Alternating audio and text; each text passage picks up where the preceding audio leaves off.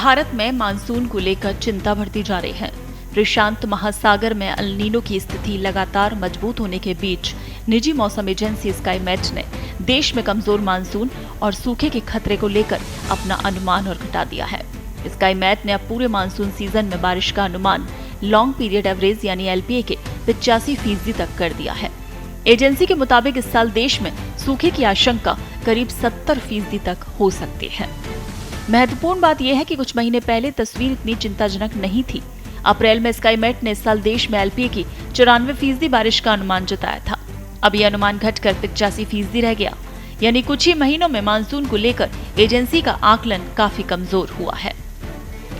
El Nino एक ऐसी जलवायु स्थिति है जिसमें प्रशांत महासागर के मध्य और पूर्वी हिस्से का समुद्री पानी सामान्य से अधिक गर्म हो जाता है और इसका असर दुनिया के अलग अलग हिस्सों के मौसम पर पड़ता है। भारत के लिए इसकी चिंता इसलिए बढ़ जाती है क्योंकि मजबूत अल नीनो का संबंध अक्सर कमजोर मानसून से देखा गया है। अमेरिकी मौसम एजेंसी नोवा के अनुमानों के मुताबिक 2026 की शरद और सर्दियों में अल नीनो के मजबूत होने की संभावना काफी अधिक है। हालांकि अभी से सुपर अल नीनो कहना जल्दबाजी होगी, लेकिन इतना जरूर है कि इसकी मजबूती भारत के मानसून के लिए जोखिम बढ़ा रही है। इस साल मानसून की शुरुआत भी उम्मीद के मुताबिक मजबूत नहीं रही। जून में देश के कई हिस्सों में सामान्य से कम बारिश हुई। जुलाई में कुछ सुधार जरूर देखने को मिला, लेकिन बारिश का वितरण लगातार असमान रहा। 1 जून से 31 जुलाई के बीच देश में कुल बारिश सामान्य से करीब 13% कम रही। अब स्काईमेट ने अगस्त में LPA की करीब 84% और सितंबर में लगभग 80% बारिश का अनुमान लगाया है। यही वजह है कि पूरे मानसून सीजन का अनुमान घटकर 85% कर दिया गया है।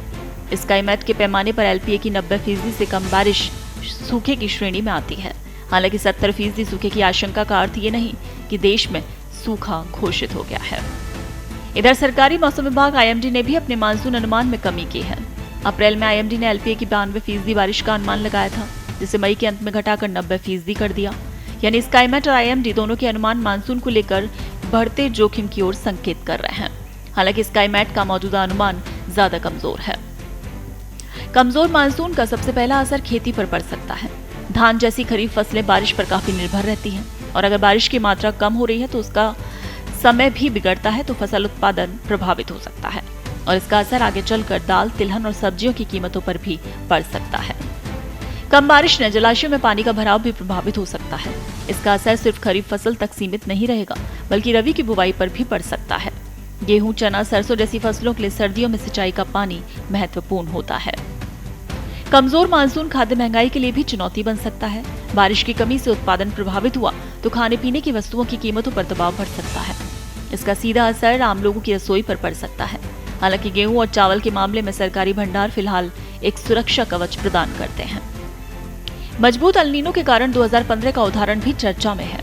उस साल IMD ने शुरुआत में 93% बारिश का अनुमान लगाया था, जिसे बाद में घटाकर 88% किया और अंततः देश में बारिश करीब 86% LPA रही।